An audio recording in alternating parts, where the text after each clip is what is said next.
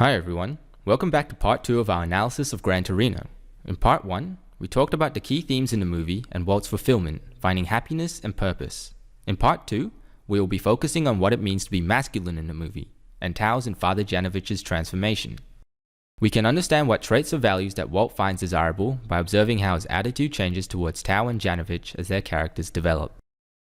Okay, so remember when I mentioned that this movie is about masculine values and that Thao and Janovich go through a transformation driven by these values? Well, this isn't any arbitrary image of masculinity, but it is a standard of values set by Walt. Because, as we see in the film, in order to earn Walt's respect, you have to be a man in his eyes. And Thao and Janovich both earned respect from Walt by displaying certain values and masculine traits. This is immediately obvious when you compare Thao and Sue. Thao has it harder because he starts off as a bit of a submissive character, whereas Sue is stronger and more confident. According to Walt, strength and confidence are traits that he respects. You know something, kid, you're alright. But what about that dimwit brother of yours? But just as a side note here, you could make a case for the fact that since Sue is female, she's not subject to the same standards, and that's why she's more easily accepted by Walt. One example of this is how Thao is encouraged to swear, whereas Sue is not. Saved him from that fucked cousin of ours. Hey, watch your language, lady. Excuse me, sir. I need a haircut, if you ain't too busy. You old Italian son of a bitch prick barber. Boy, does my ass hurt from all the guys in my construction job.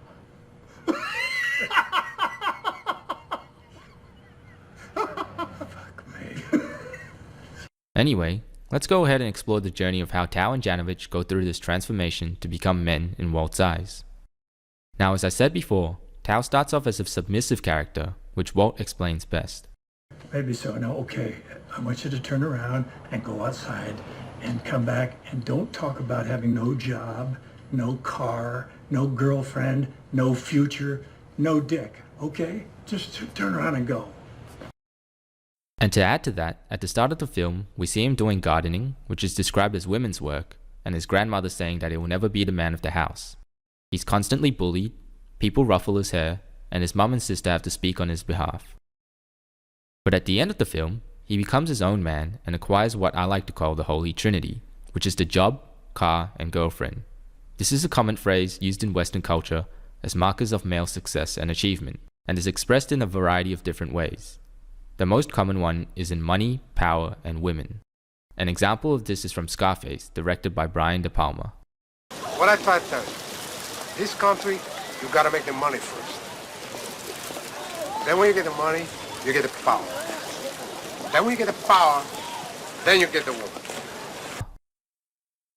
But once again, we have to be careful of adopting a simplistic view of the character and his journey. The shallow perspective is that he becomes a man, or becomes masculine, because he now has a job in construction, has started dating Yua, and owns a Gran Torino. However, in my opinion, it's not the fact that he has acquired these things that's important, but the change in his values and the fact that he needed to become his own man and gain Walt's respect, which is the important part. And that the car, girlfriend, and job are just markers of his achievement. They don't define him, and they don't make him a man. It is because he is a man that he has these things. An analogy to help understand this concept is like how money is a marker of success. But if you take away the money from someone like Bill Gates, he will eventually find a way of reacquiring it because he has the skills to. Whereas statistically, people who win the lottery are more likely to go into bankruptcy because it's about the ability to earn money and manage money, not the money itself. The money is just a marker or measure of your success in the way that the car, job, and girlfriend are measures of Tao's worth as a man and his masculine values.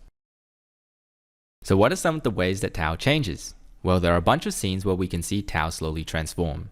And in these scenes, he displays certain traits or values that earns Walt's respect, from which we can deduce what Walt defines as virtuous.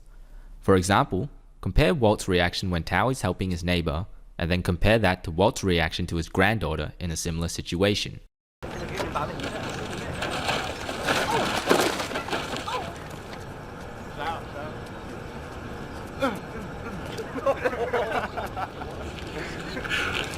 The hell is it with kids nowadays? All right. Yeah, let me help you with those. Oh, thank you. How about that? How about that, Daisy? Actually, honey, why don't you go help Grandpa Walt with the chairs? Me? Yes, you. Grandpa, what would you like some help with this for chairs? No. You probably just painted your nails. Now ask yourself, what is the movie trying to say here in terms of which characters and values are better respected? From this transformation, throughout the movie, we can also see how Walt's attitude changes to Tao because Walt understands Tao's journey, and he sums it up best in this sentence. Look, you've come a long way. I'm proud to say that you're my friend, but you got your whole life ahead of you. Now let's see what Walt has to say about Father Janovich at the start of the film. Why? Do you have a problem with me, Mr. Kowalski? You don't want to know. No, I do. Well, I think you're an overeducated 27-year-old virgin who likes to hold the hands of old ladies who are superstitious and promises them eternity. Father Janovich goes through a similar transformation in the movie, but not to such a degree as Tao. Janovich's transformation is mostly about his innocence and maturity, and this is reflected in his approach to subjects such as life and death and the conflict in the community. Even from this picture, you can see that at the start of the film, he looks like some baby-faced kid fresh out the seminary, which shows his naivete and innocence. I mean, to me, he fits this stereotypical look of a kid who gets bullied at lunchtime with his neat red hair, pale skin, and baby face, and I'm sure many of you are familiar with this stereotype. Eastwood relies on our understanding of the stereotype to emphasize Janovich's innocence and lack of maturity at the start of the film. As the movie progresses on, Janovich learns that the world isn't so black and white. We can see that reflected in his appearance, where he actually appears more and more messy and disheveled throughout the movie in key transformation scenes, and his actions as he learns more about the world with Walt. Interestingly enough, is that alcohol seems to be one of the transition markers for Janovich's evolving maturity. At the start of the film, we do not see Janovich drink. Then, he meets Walt in the pub and refuses a drink, but ultimately orders one as Walt berates him for it. And then finally, when we see Janovich meet Walt at night after Sue is raped, Walt offers him a beer and he says he'd love one. There is actually multiple layers to what is going on here. So the first one is that Janovich being more receptive to alcohol shows his transformation and increasing maturity. The less obvious one is how Janovich orders a gin and tonic at the pub, but then drinks a beer with Walt later in the movie. This is a significant detail because alcoholic drinks are also recognized as masculine and feminine. Beer is very much seen as a man's drink and more masculine than a gin and tonic. This is to indicate Janovich becoming increasingly more masculine as he becomes more mature. So there's a tip for you. Think about how alcohol is a symbol of masculinity in the movie and also a symbol of maturity. This appeals to the journey that many people go through, that when they were young and innocent and their parents let them taste some of their beer, they probably hated it because it was bitter. But as they grew older, their attitudes towards alcohol changed. Think about it now as a student in year 12. How has their attitude towards alcohol changed amongst you and your peers? Then relate that to the transformation Janovich goes through in the film in terms of his transition from an innocent boy to a mature man. Want a beer? I love one. Okay, back to the final point. As you can see in this picture, which is from the scene where he discusses the complexity of the issue concerning Sue's assault and Tao and Walt's revenge. Notice how half of his face is kept in shadow. This is used to symbolize his growing maturity and the fact that these issues are not just black and white. And if you compare them to the picture in the previous slide with the bright lighting indicating his innocence, then the darker lighting in this scene is indicative of his maturity. And this technique of shadowing half the face is a very common technique used to show the change or duality of a character. Best example of this technique I can think of is in The Dark Knight by Christopher Nolan and is used to indicate a good guy gone bad. I'm sorry, Harvey. No. No, you're not. For Janovich, this means stepping down from his high religious horse and being a more realistic, grounded, and mature character. So as I said before, from these key transformation scenes where Tao and Janovich earn Walt's respect, we can then conclude the traits and attributes that Walt values.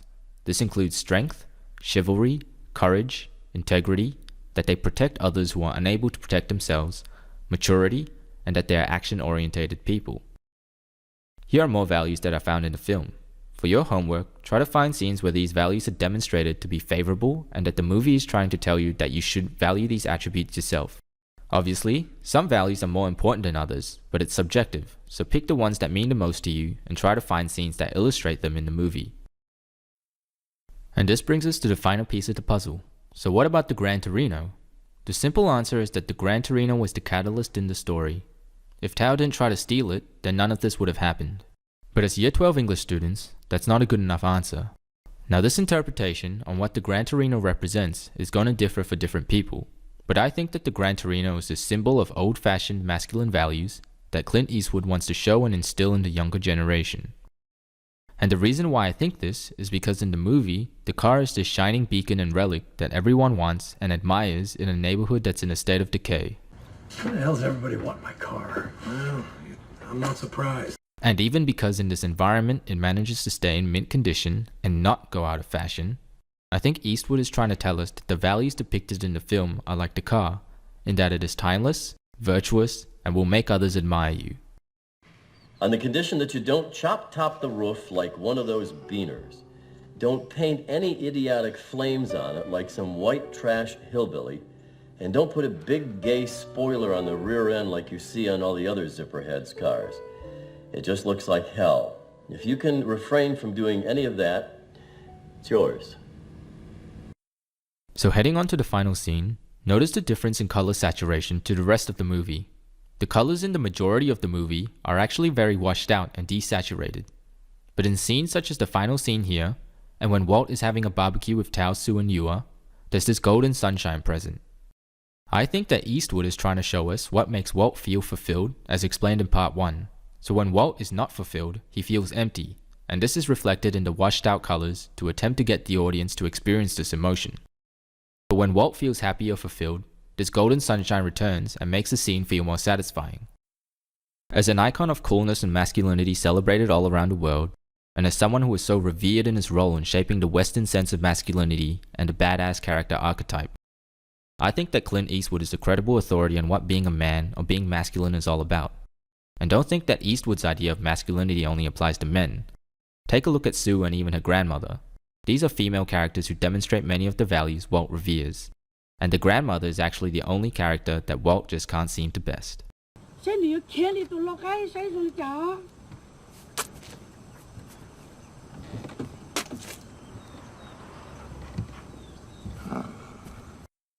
So that concludes the end of our analysis on Gran Torino. We hope you learned a little bit more about the film. And if you enjoyed the video or have any feedback for us, don't be afraid to leave a comment because we're always looking for ways to improve the content for our students. Thank you for watching, and I'll see you guys in the next video.